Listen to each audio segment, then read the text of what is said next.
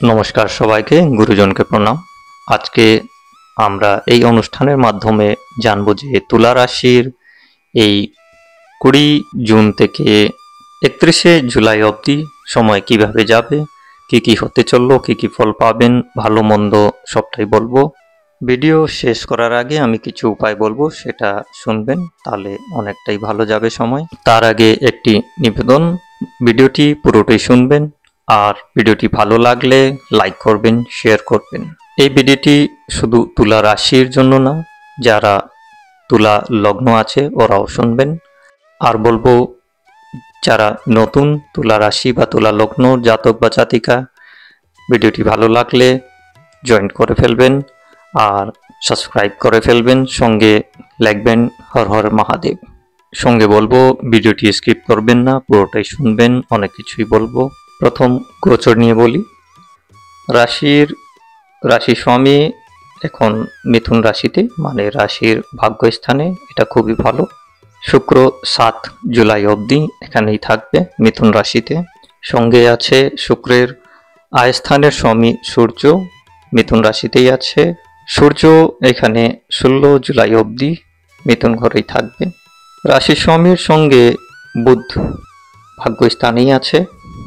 বুধ 29শে জুন অবধি মিথুনেই থাকবে, মানে ভাগ্যস্থানেই থাকবে।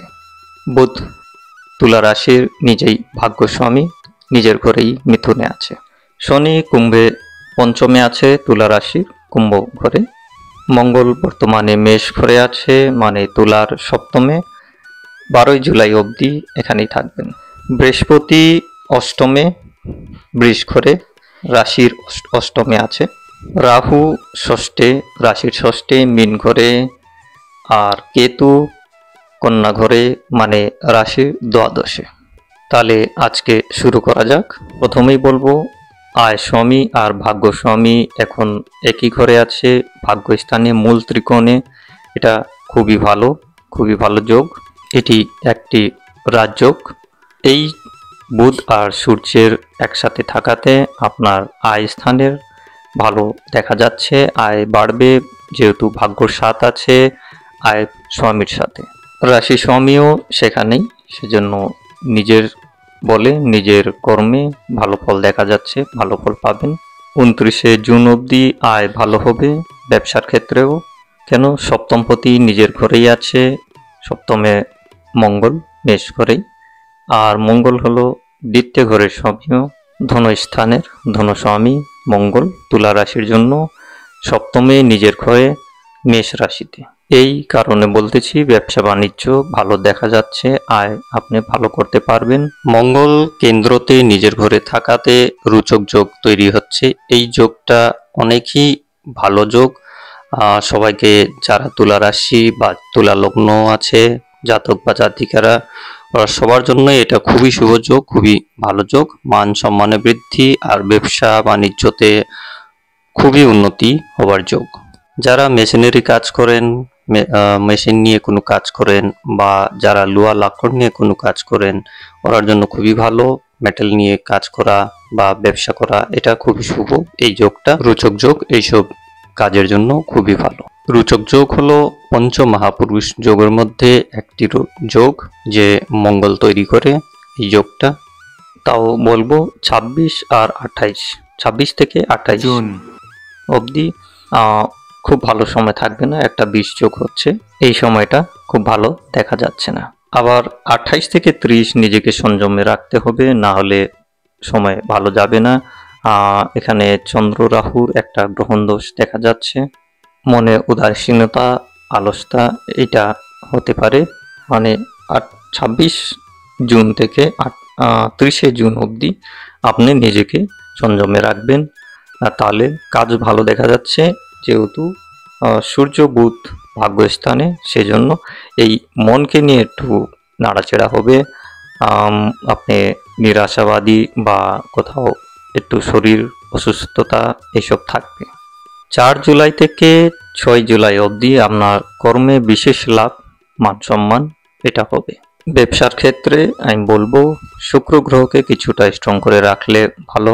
মূলত তুলা রাশির স্বামী হলেন শুক্র, শুক্র অস্ত আছেন। শুক্র গ্রহকে স্ট্রং করাটা আপনার জন্য খুবই ভালো হবে। যারা জব করেন প্রফেশনাল লাইফে আপনার মান সম্মান বাড়বে, কিন্তু হেলথের দিকে একটু খেয়াল রাখা উচিত। কিন্তু বর্তমানে খুব ভালো দেখা যাচ্ছে না। মূলত 26 থেকে 29 তারিখ অবধি, 29 এন্ডিং অবধি, মানে 30 তারিখে সকাল 7:30 অবধি প্রফেশনাল লাইফেও খুব ভালো পাচ্ছি। এই সময় কোনো কটু কথা কেউ বলতে পারে, আর বা তো আপনার হেলথের জন্য আপনি কর্মতে অ্যাবসেন্ট হলেন, সেটাও হতে পারে। বর্তমানে এমনিও বৃষ্টি বাদলের দিন, সর্দি কাশি বা জ্বর এসব হওয়ার সম্ভাবনা আছে। এখন এডুকেশন নিয়ে বলি, পড়াশোনা নিয়ে। পড়াশোনার দৃষ্টিতে এডুকেশনাল লাইফে আমি বলবো খুব ভালো পাচ্ছি না, 50-50 অ্যাভারেজ থাকবে, খুব খারাপও না খুব ভালোও না। পঞ্চমে শনি নিজের ঘরে আছে, সেটা খারাপ না, ভালোই পড়াশোনার জন্য, হায়ার এডুকেশনের জন্য। কিন্তু বৃহস্পতি হলো জ্ঞানের কারক গ্রহ, পড়াশোনার জন্য বৃহস্পতিকে দেখা খুবই উচিত। বৃহস্পতি এখন অষ্টমে আর শুক্রের ঘরে, সেজন্য পড়াশোনাতে খুব ভালো আমি পাচ্ছি না। এডুকেশনালে নিজের বিষয় থেকে মন সরে যাওয়া, এটা সম্ভাবনা আছে। কোনো রকমের ভালো নোটস পেতে গেলে বা ইনফরমেশন নিতে গেলে কিছু দেরি হতে পারে, বা পড়াশোনাতে হেলথের জন্য প্রবলেম আসতে পারে। যারা মেডিকেল নিয়ে পড়তেছেন বা ল নিয়ে পড়তেছেন, মোটামুটি ভালোই সময় আছে। ল নিয়ে যারা পড়তেছেন ওরার জন্য এটা ভালো। ইঞ্জিনিয়ারিং নিয়ে যারা পড়তেছেন ওরার জন্য সময় খুব খারাপ কিছু না, কিন্তু 7ই জুলাই পর বেশি ভালো দেখা যাচ্ছে। 30 তারিখের পর শনি ছাড়া কাল সর্পদোষ আছে, এই জন্য হায়ার এডুকেশনে প্রবলেম আসতে পারে। পড়াশোনার ক্ষেত্রে এটা একটা সমস্যা হতে পারে। যারা পিএইচডি করতে চান ওরার জন্য অ্যাভারেজ থেকে কিছুটা ভালোই সময় থাকবে।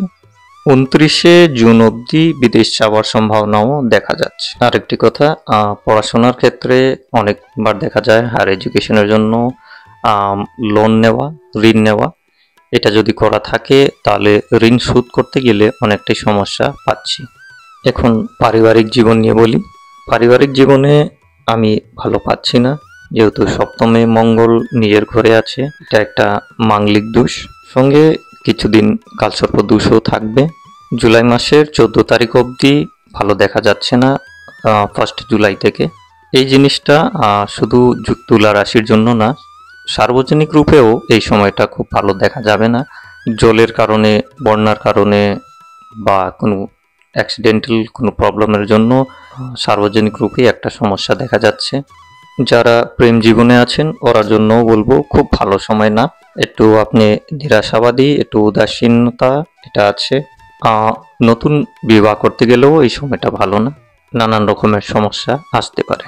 যারা সন্তান নিতে চাচ্ছেন, মূলত যারা প্রেগনেন্ট আছেন ওরাকে আমি বলবো এই সময়টা খুবই সাবধানে থাকা, যেহেতু পঞ্চমে শনি আর শনির দৃষ্টি মঙ্গলে আছে, সপ্তমে মঙ্গল। কোনো রকম সমস্যা আসলে ডক্টরের কনসাল্টের সাথেই থাকা উচিত। মূলত 26 জুন থেকে 30শে জুন অবধি খুবই সাবধানে থাকবেন, আর শিব ঠাকুরের পুজো করবেন, শিব অভিষেক করবেন, তাহলে সময়টা ভালোই যাবে।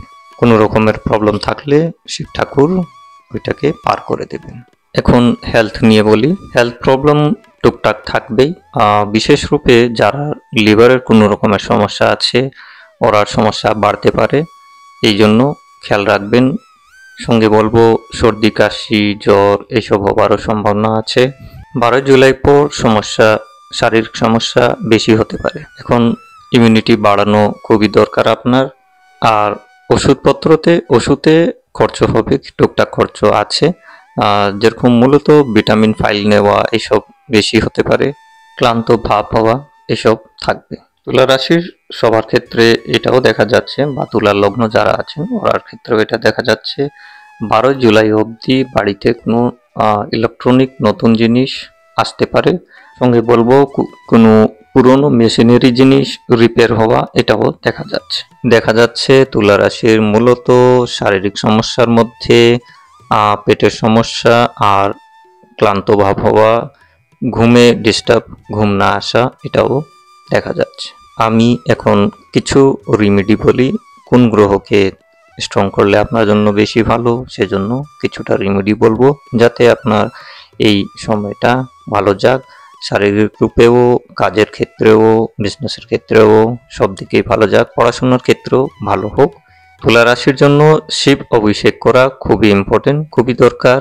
আর সঙ্গে বলবো সোমবার অফ হোয়াইট কাপড় পরা আপনার জন্য ভালো। আর শুক্রবার ধবধবা সাদা শার্ট বা উপরে লেডিসরা যা পরতে পারেন পরবেন, তাহলে এটা ভালো থাকবে। সোমবার করে শিব মন্দিরে আতপ চাল দান দেওয়া বা পায়েস খাওয়ানো, এটা ভালো। আর বলবো শুক্রবার আপনি গ্রুমিং করবেন, নিজেকে সাজগোজ করে থাকবেন, তাহলে ভালো। পরিষ্কার সাদা কাপড় পরা, পরিষ্কার কাপড় পরা, একটু চমকিলা চমক দেওয়া কাপড় পরা, এটা শুভ দেখা যাচ্ছে, ভালো হবে আপনার ক্ষেত্রে। তাহলে আজকে এখানেই শেষ করি। যাবার আগে আবার বলবো যে ভিডিওটি ভালো লাগলে লাইক করবেন, শেয়ার করবেন আর সঙ্গে টাইপ করবেন হর হর মহাদেব। ধন্যবাদ।